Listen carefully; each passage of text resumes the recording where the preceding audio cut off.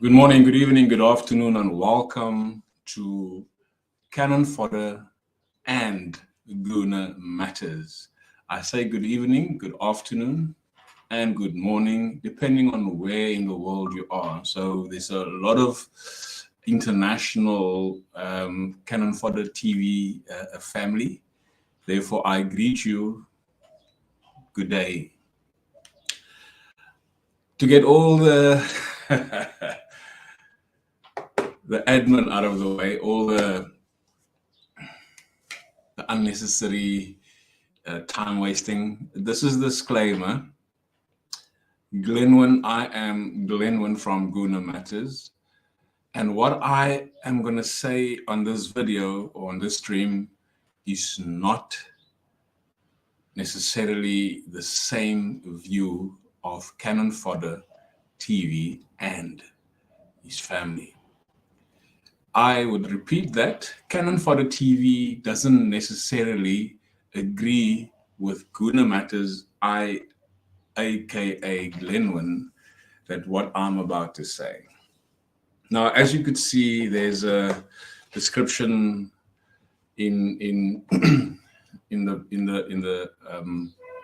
the heading or the description of the video is that WEBB and PGMOL, GOONER Matters opinion. Now, I'm saying that because I just saw a video earlier, in fact, about 5-10 minutes ago, about another podcast or another stream or another channel, that whatever he said about Howard Webb or the reports of Howard Webb in the interview with Michael Owen, he was contacted by a certain entity, and I don't want that for Cannon Fodder or myself.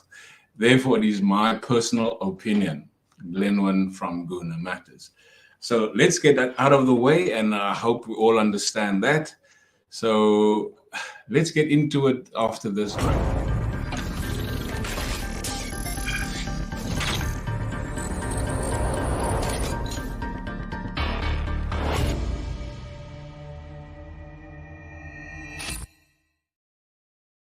Welcome back to Cannon Fodder and GOONER Matters. We are streaming simultaneously. And of course, please, as you could see here, click the like button below. And if you want to, you can also subscribe to GOONER Matters and subscribe to Cannon Fodder TV. Now, there it says, where am I now? Let's go here. Take that away. PGMOL and WEBB. Now, there's so much controversial, and if you can remember last year or last season, I did a recorded video, particular topic, the PGMOL, whereby so many officiating decisions was done wrong. I think it is against the law of the game, and of course it was not just an Arsenal thing, and believe you me, this is not just an Arsenal situation that I'm talking about. There's so many teams. I mean, recently we've seen Liverpool and Spurs. There was a whole lot of things going on. Arsenal, Manchester City, Aston Villa, and West Ham. There's so many things. Not Aston Villa and West Ham and Newcastle and Aston Villa, and I think I can't remember who they played. But the point I want to make is it's not just an Arsenal. If you want to think that I'm a biased sort of presenter or host or the stream that I'm making, it's not biased. It's purely because of something that is so. There's so many things wrong with what's happening in the officiating of the Premier League, but you can also argue in Europe for that matter. However, this is not about Europe. This is about what's happening in the Premier League. Now, let's go to this slide quickly. Yeah, I'm gonna move it. As you could see, I'm moving slightly here. This is the game between Manchester City and Fulham. I think at this point there was a 1-1 equalizer at that point. And If you can see here where I'm showing the cursor, this is Akanji, if I'm not mistaken, and that ball is headed by Ake, and Akanji is really in an offside position. And there's the referee, and of course the linesman is out of the picture. But the referee's got a good view of where Akanji is and where the goalkeeper Leno is. And I mean, this has been talked about so many times. And this particular goal was allowed because the ball has gone under the foot of Akanji, if you can remember that game, that Akanji lifted up his foot. And obviously that concentration of the goalkeeper is he sees the ball coming, but he also sees the player in front of him. So that goal was allowed. And Mr. Webb has reported in that particular instance that goal should not have stand. That goal was supposed to be reversed by VAR, and they failed to do it. So that is the number one thing. And then here in the right-hand corner, I'm moving it slightly, as you could see there. There you see I think it's the first game at Old Trafford between Man United and Wolves. And at this point as well, there you could see it's about 7 minutes added, and that's on the 93rd or 94th minute or whatever. Can't see that clearly. However, it was 1-0 at that point, and obviously Wolves, they bottled the game because of all the chances they had, and obviously didn't take the chances and whatnot. And there, Onana blatantly went for the player. I mean, look where the ball is. The ball is in this area here. Onana has already fouled the player. The player has gone up for the ball, but Onana is restricting him from doing so. So, as per the law, the player obviously has to touch the ball to have it deemed as not a foul. But the goalkeeper in this instance, in this argument, is that he didn't even go for the ball. It looks like in real time, it looks like he's going for the ball, but here in that picture, the ball is still on his way to the player that is rising to connect the ball. And if you played football, you obviously you judge and you concentrate on where that ball's flight is, and you want to go and connect the ball and possibly put it on target or in the goals. And this thing here, again, it was not issued, and we have spoken, and the media have spoken about it in so much length. And then, of course, here you see Howard Webb on the left-hand side where I move it. There's it still 0-0 at 43 seconds. 33 minutes, 43 seconds. That is just over half an hour of the game between Spurs and Liverpool. And in the top right-hand corner where you find that Gallagher Dermot and the famous referee that is, I don't think he likes Klopp that much. However, there you can see in that same game with Liverpool and Spurs, the line was drawn on this picture. That is in hindsight, by the way, and hindsight is a very, very dangerous thing if we use it in this context.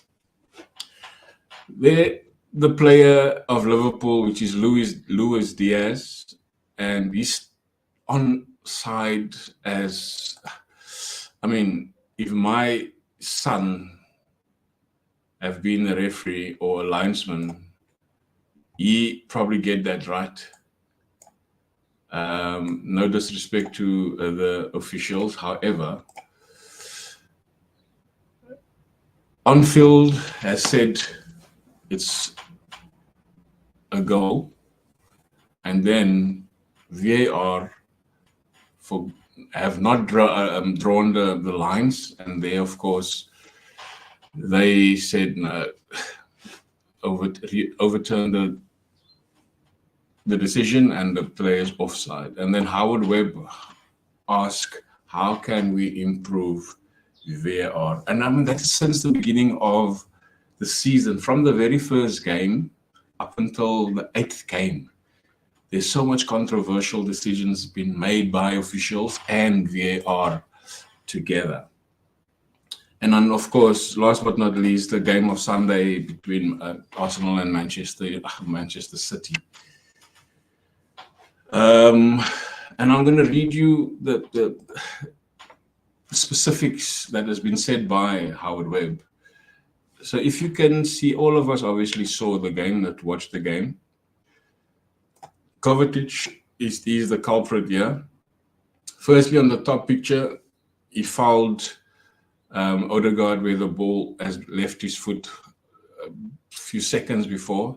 And then the bottom picture, it is Declan Rice. But similar tackles, you can see the body language or the body shape of Kovacic. It's almost very, very similar. So the one doesn't look different to the other because his body shape is totally very, very clear. You could see it very clear. So in my opinion, that is a huge, huge mistake. Should Arsenal have lost that game, guess what? I'm sorry, or we are sorry, or this and that sort of excuse would have been given.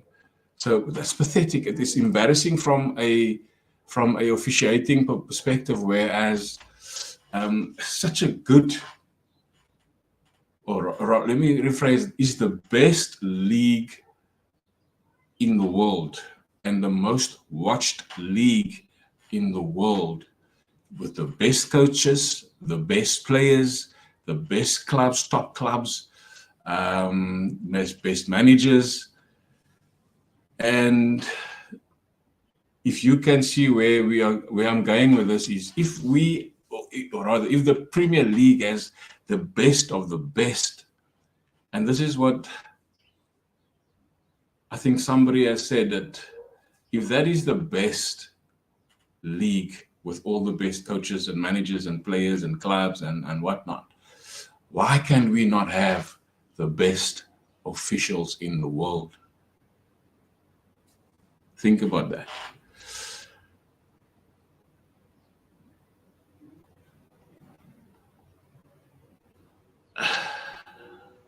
I'm going to come back to that slide. And this is the slide that I want to sort of read to you. Let me get my ears, or my eyes rather.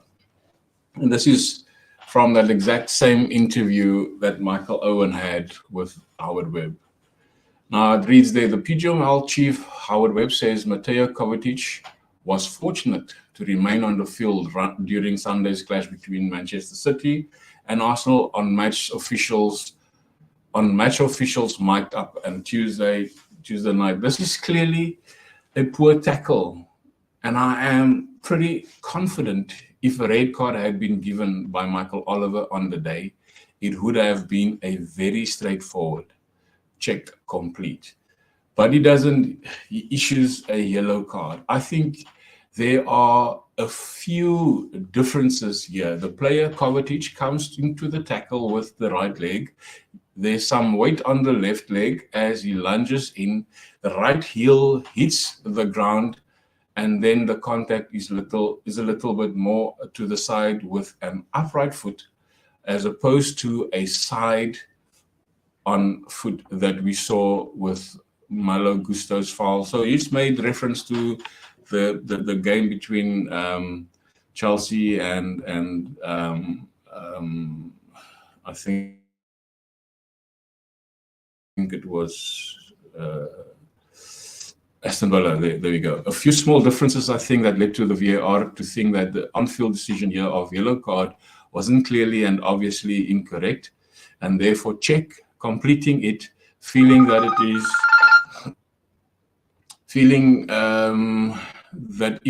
that it had intervened, it would have been a refereeing of that decision by the referee on the field. And when asked whether Kovacic was fortunate to stay on the pitch, Webb added, I do. I mean, obviously the VAR can't get involved second yellow cards. and something that VAR is not able to get involved in. But I think he was an extremely fortunate player to stay on the field and play. So let's just recap on this quickly. We've seen the game, we've watched the game, we've seen the sort of incidents, and looking at that first tackle. Let's go back to that slide quickly. Looking at that first tackle, yeah, with Kovacic and on Odegaard. Howard Webb says his weight is on the left and the foot on the right ankle, and he touches the player and it's a yellow card offense. I agree with that.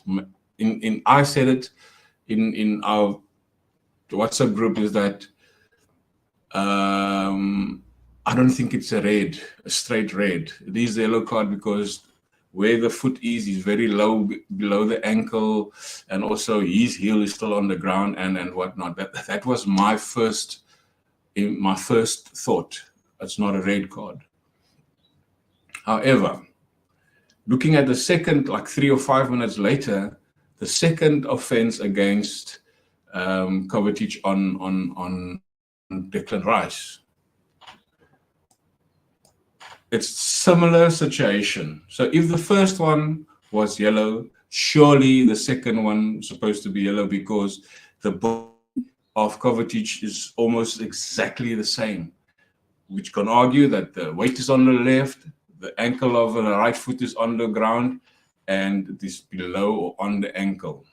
So it's a yellow card offense because he's proven it in the 5 minutes earlier. So the second time around, surely you should get another yellow card.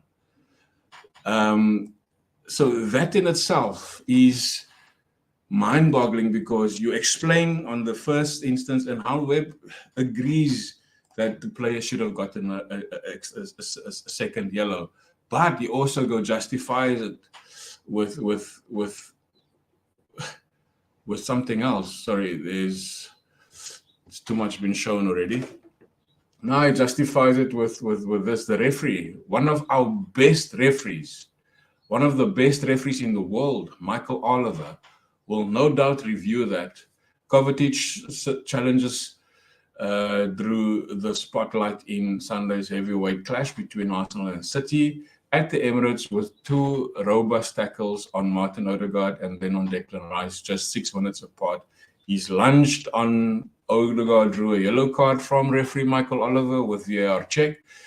Quickly following, they determined whether there was grounds to upgrade the tackle to a red. However, the Croatian midfielder survived the replays but wasted little time in testing Oliver's nerve once again. He then attempted to close down Rice on the ball, but was late and clattered into the former West Ham skipper's foot, catching him on the ankle as the Emirates erupted in calls for a sending off. Oliver was having unmoved and immediately waved away the calls for another booking, and with VAR unable to check yellow card challenges, then the video assistant were unable to have their say on the tackle. More on this. Now, as you've seen, the comments there, that he is the referee, one of our best referees, one of the best referees in the world, Michael Oliver. That is what Howard Webber said. Now, if you want to justify a decision made by one of the best referees in the world, one of the best in the Premier League, mistakes will cost us. Mistakes cost us. Whether it's Arsenal, whether it's West Ham, whether it's Spurs, whether it's Liverpool, whoever it might be, any team for that matter, this can happen to. Now, Howard Webb is saying this is one of the best in the Premier League, one of the best in the world. Now, with mistakes like that, and I blame also the VAR assistant that says, or the VAR on the day that was supposed to say, Michael, this is what I think, but go look for yourself. Sending to the monitor like they did in the Liverpool game. There is consistency, and there should be consistency. VAR failed to say, Michael, go to the monitor because this and that and the other is what I think as the VAR on the day. Failed to do that.